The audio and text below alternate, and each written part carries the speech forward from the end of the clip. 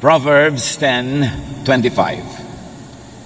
When the storm has swept by, the wicked are gone, but the righteous stand firm forever. Ang masama daw ay tinatangay ng unos, subalit ang matuwid ay naninindigan ng matibay. Who will survive?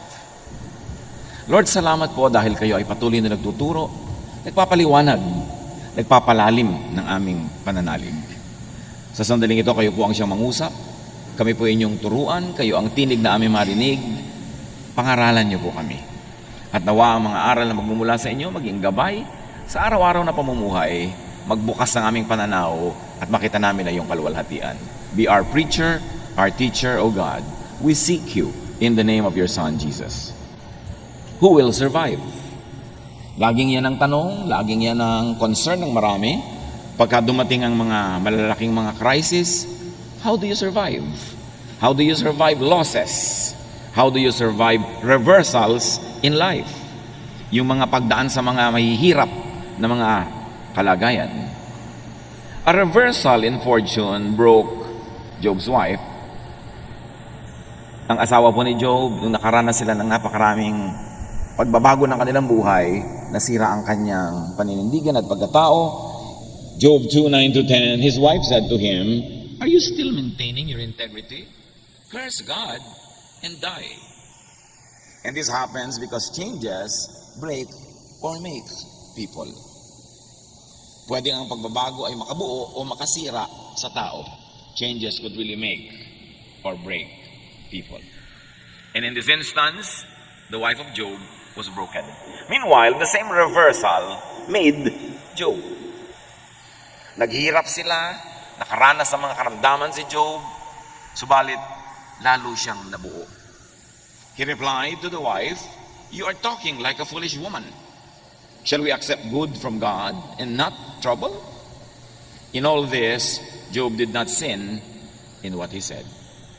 So changes can break or make people. The wife got broken, Job got and become more whole. Because the same heat that melts the wax hardens the clay. Yung mga pagsubok na dumadaan sa person na 1, pwedeng siya ay magiba. Meron namang si person 2, lalong tumibay. The same pagsubok. But whatever and however we react, there is something that is sure. Life can be full of changes. Nagbabago ang takbo ng buhay.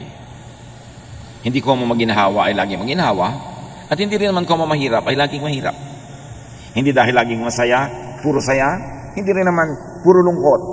Gumugulo nga, sabi nila, itong wheel ng buhay. At hindi mo alam kung anong pwede mangyari. Pwede ang saya mo ngayon, bukas mas masaya pa. Tapos sa susunod, mas higit pang masaya, o kaya masaya ka ngayon, bukas pa na malungkot. Proverbs 27:1, you do not know what a day may bring. Walang nakakaalam. Hindi mo alam kung gaano kahaba ang buhay.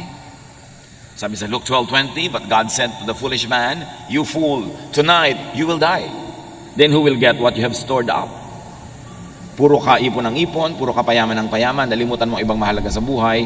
Kung nabawian ka ng buhay ngayon, sino makikinabang sa pinaghirapan mo? Bakit hindi mo pinakinabangan ang pinaghirapan mo? Iba lang ang makikinabang yan.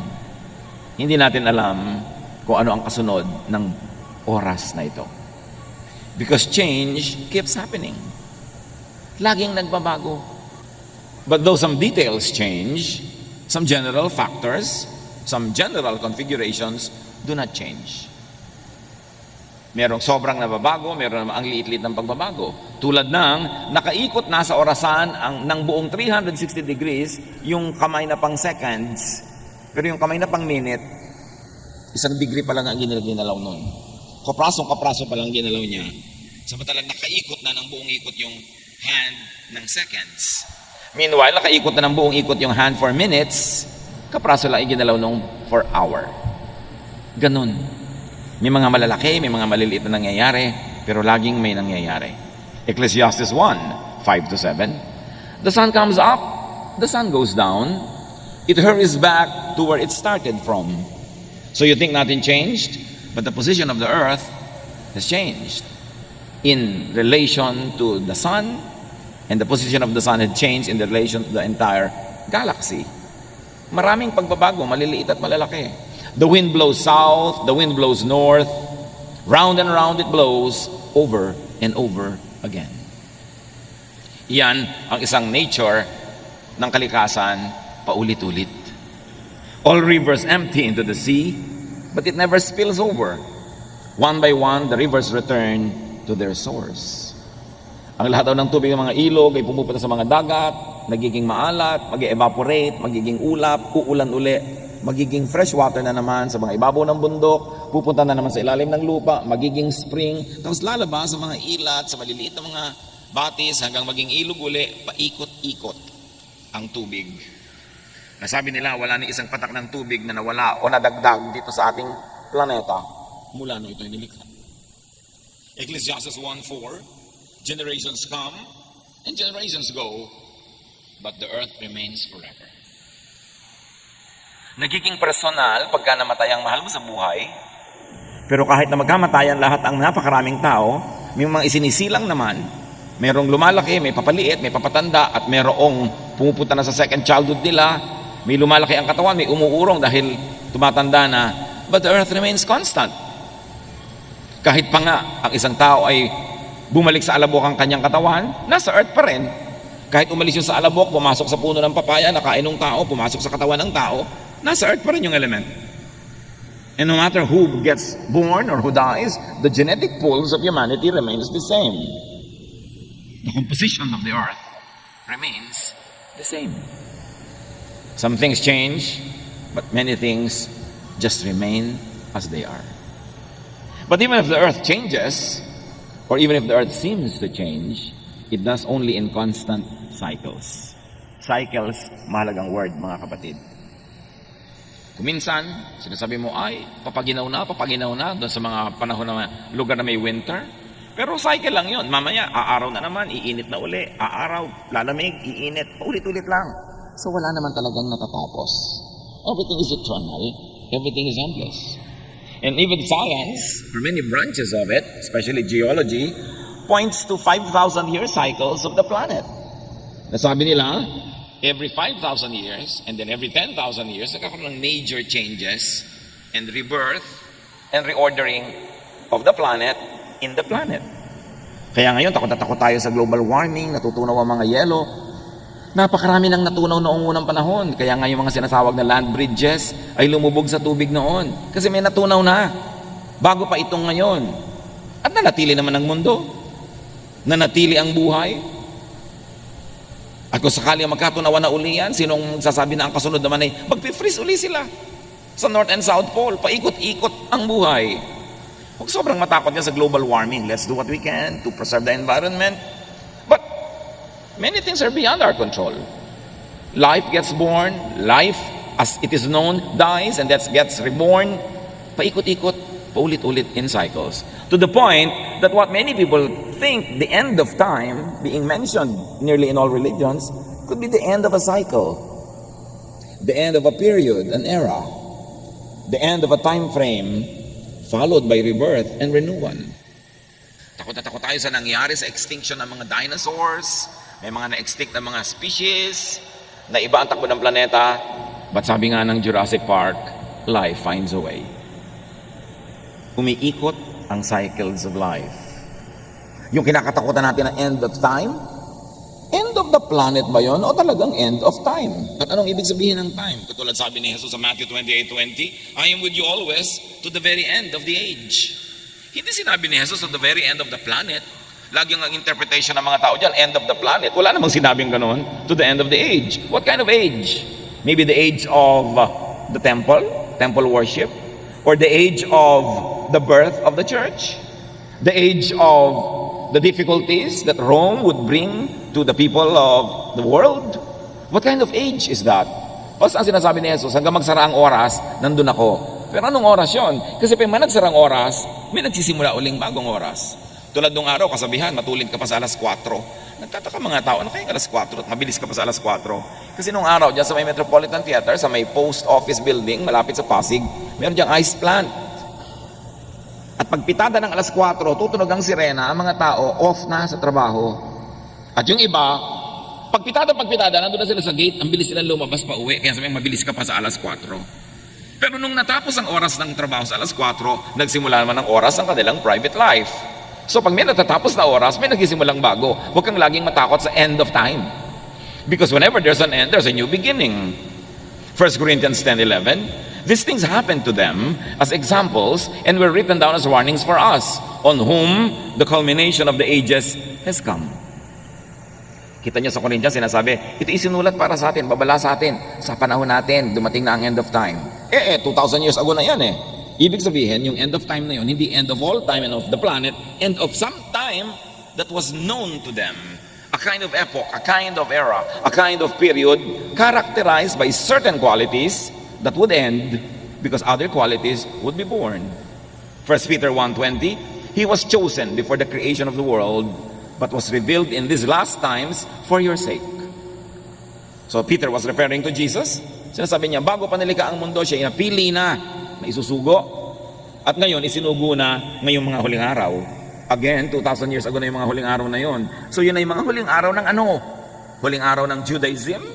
Huling araw ng rule ng Rome over Israel? Huling araw ng ano? Pero hindi sinabi ang kahuli-hulihan ng lahat-lahat ng panahon. Which of course, religion sometimes misreads, misinterprets, and scares everybody with it. Acts 2:17, in the last days, God says, I will pour out my spirit on all people. Dumating ang Espiritong Banal, napuspos ang mga alagad ni Jesus na nagtitipon-tipon sa isang kwarto. At nung sila'y puspos ng Espiritu, naglabasan sila speaking in various tongues, in many different languages. At nung ipinapaliwanag ni Pedro yung phenomenon na ito sa mga taong hindi nakakaunawa, sabi niya, hindi ba? Sabi ni Prophet Joel, in the last days, God will pour out His Spirit on all people. Eto na yun, nangyari na. God poured out the Spirit and these people are speaking in the Spirit. Pero yung tinutukoy na yun ni Pedro, Acts chapter 2, happened 2,000 years ago. Yun na pala yung last days. E di kung last days yun, dapat wala nang today. Ibig sabihin, last days yun of something, of a period. And in fact, it could be read as last days of being governed by the law of Moses, because now they would be governed by the law of love through the Spirit. So, days ended, the days of Moses, and the beginnings of Jesus, the Jesus time for His church began. If you like to read it that way. So, wag lagi tayong natatakot sa mga end, sa mga changes. Tulad ng meron tayong mahal sa buhay, matatapos ang kanyang buhay dito sa lupa, siya ay malalagutan ng hininga, hindi yun nakakatakot kasi pagkatapos ng panahon na yun, may bagong panahon na magsisimula sa kanya. Because everything repeats. Everything runs in cycles. Life is indestructible. Tuloy-tuloy ang buhay. Naiiba lang yung ating consciousness. 1 John 2:18, this is the last hour. And as you have heard that the Antichrist is coming, even now many Antichrists have come. This is how we know it is the last hour. And again, this was written in the first century. As sinasabi ni John, ito na yung last hour. End of the world? No. End of a world. A certain world as people lived it. As people knew it. As people defined the world by. That hour of end had come. The beginning of the age of the Spirit became very, very clear. 2 Timothy 3:1, but mark this, there will be terrible times in the last days. And if you like to look at the history of Israel, the context of all of these writings, those last days were the last days of Israel as a nation under the temple, because Rome destroyed the temple and Jerusalem and dispersed all the Jews. So that age ended, not the world, not the planet. So changes. Huwag tayong matakot sa change. Hindi naman natin kayang pigilin. Ayan, ang mga anak mo lumalaki na. Daddy, hindi na tayo ang kausap ng mga anak mo kung sino-sino na kausap sa text. Darating eh. Kaya naman dapat yung mga bata marunong mag-assure sa mga magulang na bagamat nagkakaroon sila ng mga kaibigan, may mga iniibig-ibig sila dyan, na yung magulang nila, priority pa rin mahal nila para hindi matakot yung mga magulang sa change. Lalo pag may mga anak na nag-asawa, biglang ang tao na lang sa mundo yung asawa niya. Nakalimutan na yung magulang. So, merong time na nag-change, nag-end. What was that? Nag-end na ang panahon na anak natin siya. Naging asawa na lang siya ng iba. So, dapat yung ganun mga kind of changes, kinukusyon natin yung impact at binibigyan natin ng assurance ang mga stakeholders in our lives na tuloy ang buhay. May naiba lang na elemento, a certain element of that world ended, but a new world begins. Dati, ako lang pong anak nyo, ngayon nag-asawa na ako, dalawa na kami. Hindi nyo siya naging kahati sa aking pagmamahal, kundi naging katulong ko pa sa pagmamahal sa inyo. Dapat ganun yung mga assurances, para hindi natatakot ang mga tao sa change, kundi nagiging beneficial pa nga yung change. Ecclesiastes 3:1, there is a time for everything and a season for every activity under heaven. At inisa-isa yon. There's a time to be born and there's a time to die. Walang katakataka doon. So, pag tinignan nyo ang isang bagay with your naked eye, parang walang nangyayari. Pero pag tinignan nyo sa microscope, ang dami pala nangyayari. Kahit yung kalangitan, pag tinignan nyo with the naked eye, parang the same naman lahat. Pero pag nag-telescope ka, ang dami pala nagagalawan dyan, ang dami mga nangyayari. So, nasa pananaw lang natin yan. Kailangan nakikita natin, na-appreciate natin ang mga paggalaw ng mga planeta, ang paglubog ng araw, dahil para sumikat uli siya, from the point of view, of course, of the rising and the setting of the sun, but life is about change and also non-change. Some things change, some things do not. When change comes, those with set ways will be unable to bend with the wind. Ang mga sobrang pinanigasan na ang paraan ng pag-iisip, ayaw nang baguhin. Pinanigasan na ang paraan ng pamumuhay, ayaw nang ibahin. Pag dumating ang pagbabagong hindi maiiwasan, hindi sila makayuko sa ihip ng hangin tulad ng kawayan, pwede silang mabali o matumba pag ihip ng hangin. Kaya matibay ang kawayan, anumang bagyo, yumuyuko lang sa hangin, sumasayaw, pagkatapos ang hangin, tayo uli. Pero yung mga nagmamatigas, yung mga sobrang titibay daw na puno, pag mas matibay yung hangin na dumadaan, nabubunot sila o natutumba o nababali. Ganon din ang tao. Pag hindi ka marunong lumaro sa panahon, ikaw ay isang magulang, nag-asawa na ang anak mo, hindi ka marunong sumabay at sumayaw sa panahon, gusto mo everything's the same, makikipag-compete ka pa sa iyong manugang, pwede kang manalo, pero malamang na matalo ka. Kasi hindi ka sumasabay sa ihip ng hangin, may pagbabago sa buhay ng iyong anak, nagkaroon siya ng asawa, enjoyin mo yon, mag-accommodate ka nun, huwag mong labanan. Kasi yun ay isang uri ng pagbabagong di maiiwasan. Dumatating ang panahon na ang tao ay tumatanda, hindi na niya kayang umakyat ng mga kung ano-anong matataas, nahihirapan na siya magbiyahe, tapos sa panahon pa na yun mo ipagpipilitan na gawin ang mga hindi mo ginawa nung araw, mahirap gawin. Because for everything there is season and a time for every matter under heaven. Kaya mahalaga rin naman sa ating mga magulang, yung mga bata, hayaan natin maging bata. Pagkabataan na, hayaan maging kabataan, kasi may panahon para sa lahat. Pag lumipas ang kabataan na yan, pag ginawa niya yung pagmatanda na siya, ang anong gagawin niya? Magbabata-bataan siya. Medyo alangan na. Kaya dapat pinapayagan natin ang mga tao na kung anong hinihingi ng panahon, ng estado, ng lagay ng kanilang buhay, ay maganap. Let us not advance children to adulthood. There's a lot of time to be old. Let children be children and do not rob them of their childhood. When change comes, those with set ways will have a hard time surviving or thriving. Mga political families, for instance, sanay na makapangyarihan, maluwag ang lahat, tapos biglang natalo sila halimbawa sa eleksyon. Pag hindi sila naka-adjust, anong gagawin nila? Tatalon sila sa bangin? Makikita mo yung mga survivors, ha? Ang galing ng pamilyang ito, from top to bottom, masaya pa rin, buhay pa rin. These are the people who will survive. Hindi yung dati kayong mayaman, naghirap kayo, puro na kayo ngayon lungkot at puro kayo pagmumukmok. Kung panahon ng mayaman, edi mayaman. Kung naghirap, edi mahirap. Make the most out of it. The people who have this mindset will survive. Nung panalo, edi panalo. Nung natalo, edi talo. Ano man, ang kalagayan sa buhay, niyayakap, tinatanggap, and then you make the most out of it, you will survive. Rigid habits could become gods. Kaya ang hirap-hirap magbiyahe ng mga taong, kailangan ito ang unan ko, kailangan ganito ang kama ko, kailangan ganito ang iniinom ko sa umaga, kailangan, sa bahay ka na lang, hindi ka na pwede magbiyahe nun. Kasi pag nagbiyahe ka, merong maiiba. Habits could become gods. Kaya tiyakin natin mga kapatid, na yung mga habits din natin, tayo ang Panginoon ng habit, hindi yung habit ng Panginoon. Yes, nakasanayan mo na matulog sa ganung oras, pero mga panahon hindi pwede yun. So dapat control mo yung sarili na mag-adjust sa panahon kasi may panahon na dapat talagang ibahin yung habit. Traditions, lifestyles, religiosity, even very stiff religious doctrines could become prisons. Like rigid habits. Nakukulong ka. Hindi ako pwedeng kumain yan kasi ganitong araw ngayon. Hindi ako pwedeng kumain yan kasi ganon-ganon. Nakukulong ka. Imbes ang dami mong nakakain tuloy, nagkakaroon ka ng limitasyon. Yung mga certain lifestyles na kailangan ganito lamang ang aking kakainin pag umaga. Paano kung wala ka sa bahay mo? Rigid habits could become liabilities. Imbes yan ay maging katuwang mo sa pagpapasaya ng buhay, magiging amo mo. At mahirap sumaya pag maraming amo. Yung taong madali mag-adjust, yan ang taong liligaya. Kaya pati ang bata, kahit kayo mariwasa, sinasanay nyo ko minsan na kulang ang kanyang pera, hindi nabibili ang kanyang lahat ng gusto mo, hindi siya laging masaya, hindi siya laging pahingaan, pinapagod nyo rin kahit na may mga kasama kayo sa bahay, binibigyan nyo ng mga trabaho. Kasi sabi ni Balagtas, lagi natin binabalik-balikan ang ilang linya sa Florante at Laura at namnamin natin, bagamat marami sa mga ibang salita nito yung matandang Tagalog, pero hindi naman mahirap maintindihan.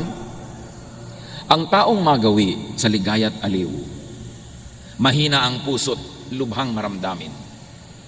Inaakala pa lamang ang hilahil na daratnig, di na matutunang batin. Ganon din ang puso na masanay sa saya, sa tuwa, nagiging sensitive. Hindi na niya malaman kung paano magsusurvive. Para ng halamang lumaki sa tubig. Dahoy nalalanta, munting di madilig. Ikinaluluoy ang sandaling init. Ganyan din ang pusong sa tuwa'y maniig. Yan daw, puro sanay sa saya, sa ginhawa, parang halamang babad sa tubig. Subukan mong mawala yung tubig, tuyo agad. Mabuti pa yung cactus, kahit isang linggo ng tuyo, buhay pa rin. Kasi sobrang nasanay sa ginhawa. Sabi nila, ibang-iba na mga bata ngayon. Pero ang totoo, ibang-iba ang mga magulang ngayon. Sobrang magpasunod. Yung tatay at nanay sa umaga, yuyuko na sila sa lupa dahil lalabas ang anak nila sa kwarto. Sambahin ang anak. Napakaraming ganon. Munting kahirapay, mamalaking dala. Dibdib palibhasa, hindi gawang magbata. Ay bago sa mundo'y walang kisap mata, ang tao'y mayroong sukat ipagdusa. Galing ni Balagtas. Sabi niya, hindi ka sure. Isang kisap mata o kalahating kisap mata, parang kalahating kurap mo, pwedeng maiba ang iyong fortune, maiba ang iyong buhay. Mahal ng magulang yung anak, yung dalawang mag-asawa, sa isang aksidente, bigla silang namatay sa bahay. Paano natin si spoiled brat? Magulang lang nagtsatsaga sa mga spoiled. Babatok-batukan lang yung mga tiyo-tiya nila pagka bigla nilang kailangan alagaan yun dahil pinalaki nyo sa sarap. Kailangan sinasanay. Ang bata, tinuturuan mo makisama. Pag kumakain sa inyong bahay, magligpit ka, o may nalaglag, linisin mo yan. O huwag mong itapon-tapon yung mga sabaw dyan. Kasi oras na kumain sila sa bahay ng iba, lalo yun ang mag-aalaga sa kanila dahil nawala kayo sa mundo, kakainisan niya mga yan, yung mga batang yan, pag hindi sila marunong makisama, pag hindi sila marunong maglinis, hindi sila marunong tumulong. So train them for their own survival. Because life can change. Reversals can happen. Fortune could become misfortune. At habang lumalaki naman mga bata sa hirap, turuan nyo rin naman na kumain ng tama, humawak ng mga kubyertos ng tama. Dahil baka naman sakaling umasenso ang inyong buhay at makarating sila sa maraming mga magagandang mga pagtitipon, kung kumakain sila na parang sa labusab, siyempre, nakakadirihan naman sila. Sanayin mo rin. Dahil ang kahirapan naman, pwede rin mabago baka umasenso din. Malamang, lalo ko ang tao'y naghahanda sa pagbabago. The righteous, meaning the wise, adapts to changes. Importante yan. Pag sinasabi sa Bible na righteous, ang madalas doon, hindi ibig sabihin religious morality. Ang ibig sabihin ay pakikitungo, pakikipagkapwa na mabuti. So the righteous, the wise, adapts to changes. The righteous and the wise trains for changes.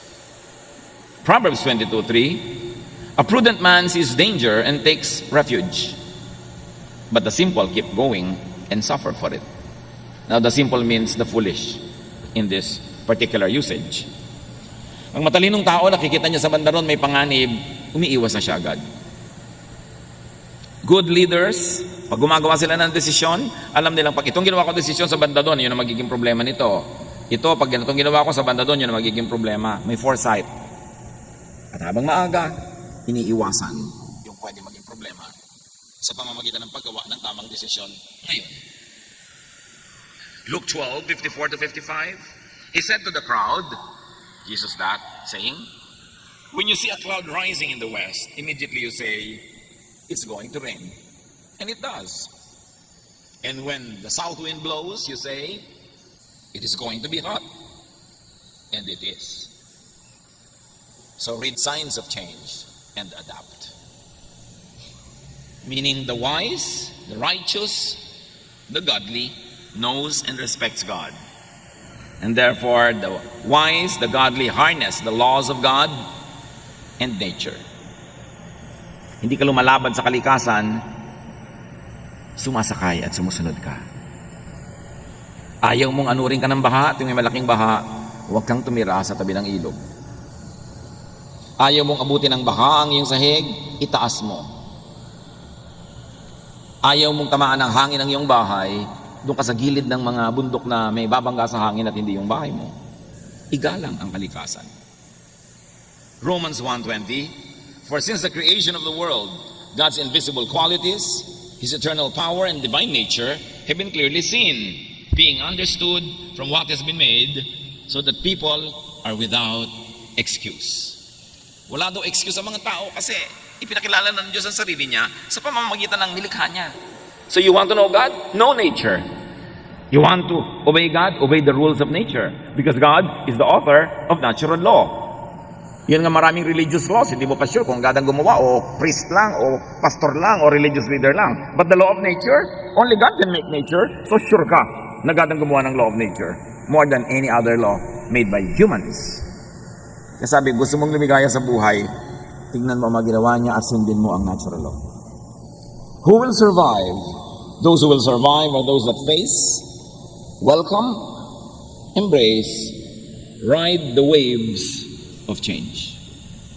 Kahit sa kasaysayan ng mga bansa, ng mga kabihasnan, ng sarili nating bayan, ang namamayagpag, ang nagwawagi, ang nananaig, ay yung marunong kumilala sa pagbabagong hindi pwedeng iwasan at uma-adapt agad, nag-a-adjust agad sa pagbabago. For better or for worse of the entire system, individuals who adapt easily are the ones who are able to make the most of it. Kumisa nga, kataksilan pa yan sa bayan eh. Katulad ng nung dumating ang mga Kastila sa ating bansa. Merong mga ayaw tanggapin yung mga Kastila, lumaban. Meron naman mga nakipagsabuatan agad, kumampi. At the end of the day, nung nagwagi yung mga Kastila, sila yung mga kasama sa wagi. That was not good for our nation, but for them individually and for their families, they benefited. May mga sa himagsikan natin laban sa mga Kastila na lumaban para magkatayo ng kalayaan. Nung dumating mga Amerikano para agawin yung kalayaan na yun at nakita ng ibang, ay, walang panalo sa mga Amerikano, sobrang lakas sila, ang yaman-yaman nila. Yung iba, kumampi agad sa Amerikano. Pinagtak sila ng bayan, pero yung family nila nakinabang. Sila agad itong mga gobernador, sila agad itong mga appointed leaders, kasi nakipagsabuatan sila, ganun din ng panahon ng Hapon. Ngayon, you should let your morality dictate how you would adapt to changes. Maninindigan ka ba para sa tama o kakampi ka agad sa mali dahil lang parang siya yung mananalo? Dapat alam mo lang na, yes, maraming pagbabago sa buhay. Ano ngayon ang gagawin mo sa mga pagbabagong ito? Saan ka dapat manindigan?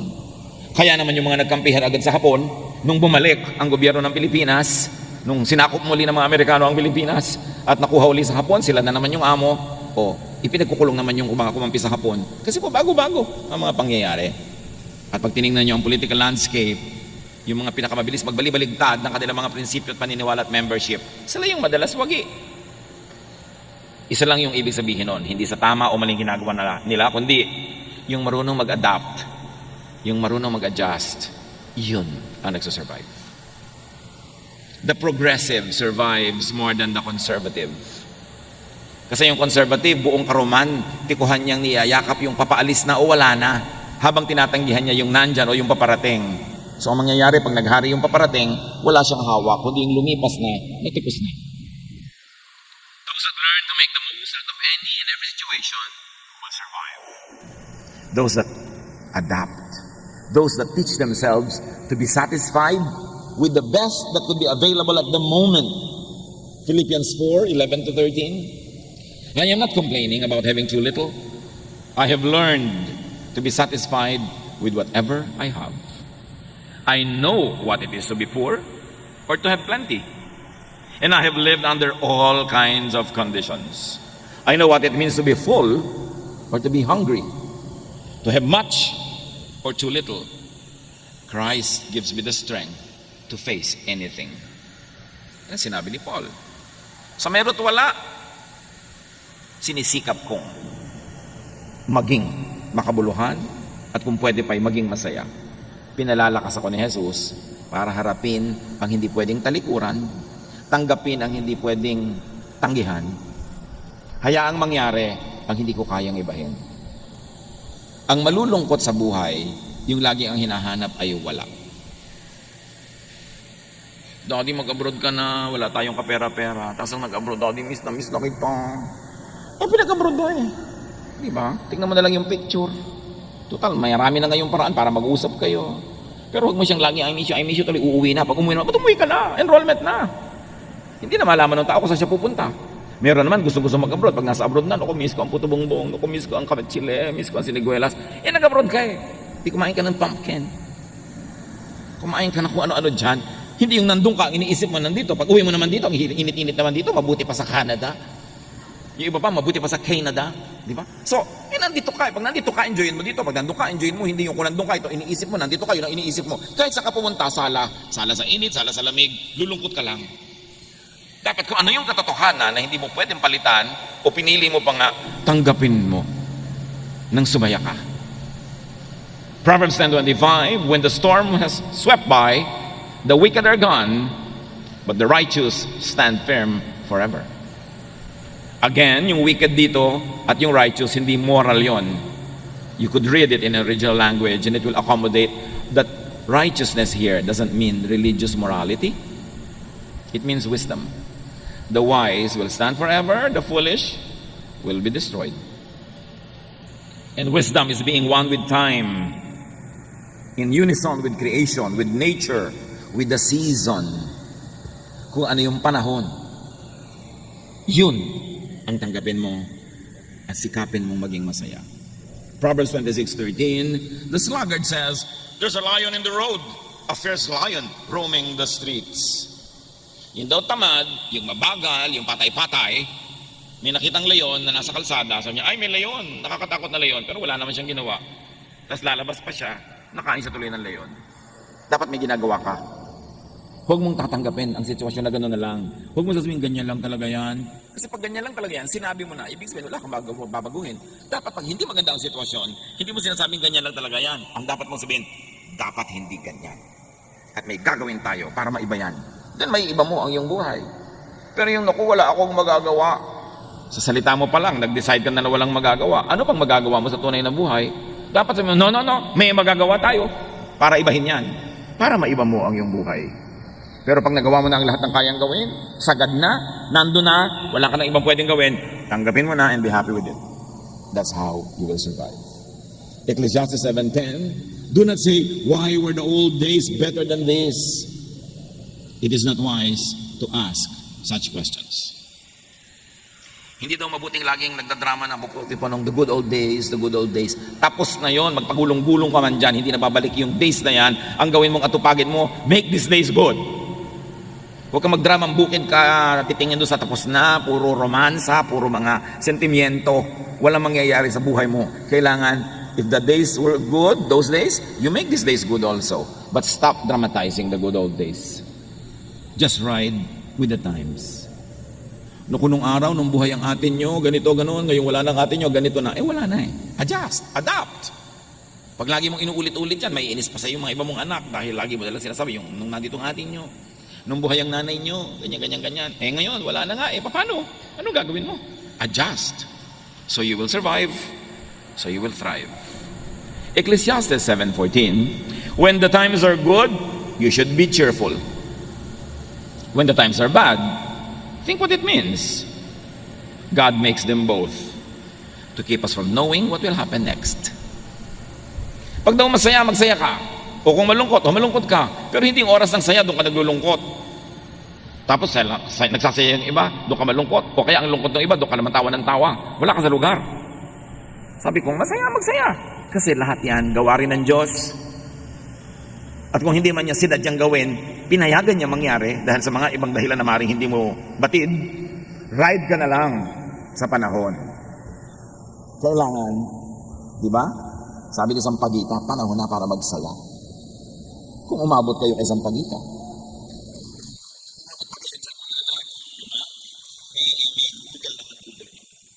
Hindi yung sabi niya, ayaw ko na pa-try. Gusto pa ito bigay. Kasi kung masaya, di sayahan na. Huwag nang pigil-pigilin ng mga sarili. Kasi baka bukas lungkot naman eh.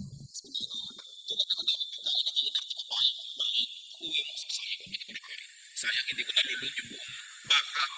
Kasi hindi mo pa ginawa nung nakakain. Kung ano yung meron sa iyong kamay ngayon, yun ang enjoyin mo. Just make the most of time. Make the most of opportunities. Paano mo haharapin ang mga panahon ng lungkot? Paano ka maghahanda sa mga panahon ng hirap? Habang pwede, magsaya ka. Habang pwede, mag-impo ka. Enjoyin mo ang kariwasaan. Para kung dumating yung kahirapan, your memory will make you go through the difficulty. Yung mga saya na inabot mo, yun ang magiging baon mo sa madidilim, malulungkot na mga araw na darating sa buhay. Kaya yung may opportunity to be happy, take it. Because there will be days of sadness. There will be days when there's nothing you can do but accept it. Psalm 90 verse 12, teach us to number our days that we may gain a heart of wisdom. Turuan niyo po kaming bigyan ng katuturan ang bawat araw na dumadaan sa aming buhay. Huwag masayang ang oras. Matthew 6:34, sabi ni Jesus, therefore do not worry about tomorrow. Tomorrow will worry about itself. Each day has enough trouble of its own. So how do you survive? How do you prevail? Harapin mo lang yung hawak mo ngayon today. Yung bukas naman. Hindi yun pa ngayon. Many people break down because they solve the problems of today and tomorrow, they solve it today. No. The grace given to you by God is good only for your problems today. Tomorrow's problem will be accompanied by tomorrow's solutions. Hindi mo dapat paghati-hatiin ng konti mong lakas hanggang sa 3 years pa from now, sinosolve mo na. Pagdating nun, may kakambal yun na solusyon. Yung problema mo ngayon, may kakambal na solusyon. Focus on it and you will go through it. Kasi marunong si Lord. Alam niya ating load limit. The Lord does not allow us to take more than what we can bear. Bakit hindi ko po makaya? Kasi hindi pa binibigay sa iyo ngayon, pina-fast forward mo na hindi mo na makaya. Huwag mo na isipin yung masyadong malayo ko. Yun lang ngayon. Yung ngayon, kaya mo yan. Kasi alam ng Diyos ang ibinibigay niya sa iyo. Sukat. Parang tulay, nakalagay 10 tons, 20 tons, may load limit. Alam din ni Lord ang load limit natin. Even temptation nga, sabi, the Lord will never permit you to be tempted beyond your strength. So i-allocate natin yun, pakinabangan natin yung binibigay sa atin ng Diyos. Focus on the task at hand. Tomorrow's needs will be accompanied by tomorrow's provisions. Kaya pati sa prayer, sabi ni Jesus, give us this day our daily bread. Paano pong pag nagutom kami 20 years from now? Ang layo pa noon, yung pagkain niya, tiyan mo ngayon at sikasuhin mo. May makakain ka ba ngayon? Meron po. Siya, magsaya ka na ngayon. Bukas mo na isipin yung iba. Hindi ibig sabihin na huwag kang magplano, huwag kang maging good planner sa buhay. Pero plan, but do not worry. Plan, so that tomorrow you will harvest, but do not dig today what you plant today to see if it is growing. Leave it alone. Go back to it tomorrow. Lahat may panahon. Face challenges one at a time. That is how you survive. Nakita niyo ang tulay, ang load limit, 10 tons. So pag may dumadaang truck na 10 tons, kaya niya. Pero yung tatlong truck na sabay-sabay na dumaan doon, guguho. Kasi hanggang 10 lang eh. Tayo din may limit. So face your challenges one at a time. Huwag niyong pagsabay-sabayin. At ang madalas magpahirap sa atin na nagsasabay-sabay ang problema ay ating guni-guni, ang ating imahinasyon. Pag inisip na natin lahat, sabay-sabay na darating yan, para na tayo magigiba. Pero hindi natin naiisip yung kasabay na solusyon pag dumating yon. Survive. Thrive. And very importantly, train children to survive. Practicein nyo silang mahirapan. Practicein nyo silang makisama. Hindi kayo nakakatiyak na laging kayo ang magiging kasama nila. Turuan nyo sila sa hirap at ginhawa para maging sanay sila anong dumating sa buhay at whatever happens, they too will survive. Salamat Panginoon dahil binibigyan nyo kami ng survival blessings, survival mechanisms. Teach us na ayusin namin ang pag-iisip namin, not to fast forward problems, but to face them when we get to there. Turuan niyo po kami, Panginoon, na yun lamang ngayon ang aming asikasuhin at yung bukas, nandun pa rin kayo. Magbibigay kayo ng mga blessing na tama sa mga pangangailangan namin sa kinabukasan. Pagbulay-bulayan natin ang lahat ng ito, hanapan ng personal application sa buhay. Lord, as your people bow in prayer, in silence, let your voice finish the message, customize it for each one, Make it personal. Be with the Lord in silent reflection.